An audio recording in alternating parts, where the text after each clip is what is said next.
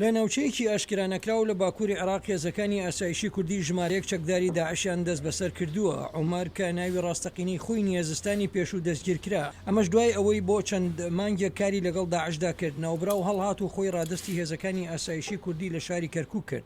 کاتێک داعش لە ساڵی 2014دا گوندەکانی داگیر کرد، عومەر و هاوڕەکانی بە زۆرەملێ ناچار دەکرێن بچنە نێو ڕیزەکانی داعش. عومەر دەڵێت چەکدارەکانی داعش سوودیان لە نەخوێندەواری و مێشکپڕکردنی چەکدارانی نوێ بە ئایدۆلۆژیای خۆیان وەرگرتووە. أول فالي علمك إذا ما تعرف تقرأ يعلمك على الغرام. ئەوان فێری ئەیانیان دەکردین.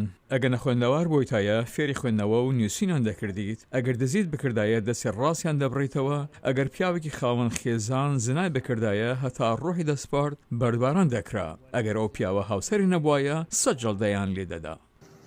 کاری عومەر ئەوە بوو لە بازگەکاندا بە دوای شتی قاچاقدا بگەڕێت. عومەر دەڵێت لەو ناوچانی ژێر دەسەڵاتی داعش لە شارۆچکەی حەویجە بە چاوی خۆی چەندان کاری ترسناکی بینیوە، وەک ئەسەربڕین و بڕینەوەی چوارپەل و کرین و فرۆشتن بە ئافرەتەوە وەک کۆیلەی سێکس. أنا بالنسبة لي أنا يقولوا لي صغير ما من لەبەرەوەی تەمەنم بچووک بوو هاوسەرگریم نەکرد. نووسینگەیەک لە ناو هەوجەدا هەیە، جاگرنگ نییە ئەگەر چەکدار بیت یان خەڵکی سیڤیل بیت. پارە دەدەیت و خانمێکت پێدەدرێت کە بێوە ژنانی چەکدارانی کوژابەی داعشن. ئەگەر هاوسەرت نەبیە پارەی خۆت دەدەیت و هاوسەریکت دەست دەکەوێت. دوای 4 مانگ عومەر هەوڵیدا داعش بەجێ بهێڵێت، بەڵام کارێکی زۆر مەترسیدار بوو. دوو پیاوکە بە کاری بە قاچاقدەرکردنی خەڵکان بۆ دەرەوەی ناوچەکانی ژێر کۆنتترۆلی داعش تاوانبارکران بە بەرچاوی خەڵکەوە لە سێدارە دراون و بە هەڵواسراوی بەجێیان هێشتن.